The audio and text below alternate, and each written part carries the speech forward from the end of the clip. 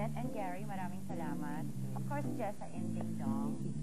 Thank you so much.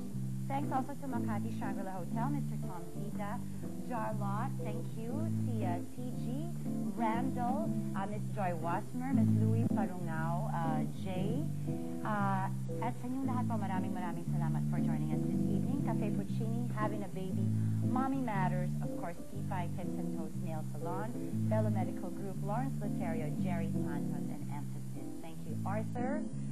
And Joey, maraming salamat. Remember, every day has to be Valentine's Day. Let's not think so much of the concept of having someone to love us, because the most important thing really is loving yourself. And remember, God loves us, so no matter what happens, we are truly loved. Happy Valentine's Day. Good night until next Monday.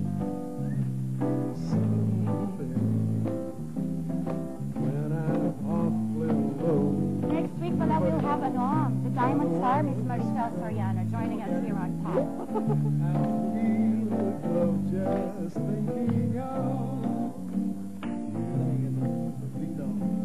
just the way you look tonight. Tayo na lang, kasi lahat sila may kakbay. Ikaw na lang kakbay ko, Arthur. Correct. Joey, tayo na lang. Joey, tayo na lang. Wow, lovely.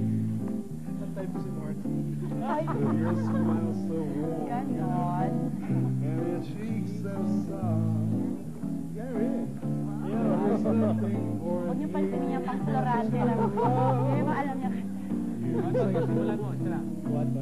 Just the way you look tonight. Nahiya doon, sabi bigla. With each word, your tenderest groan.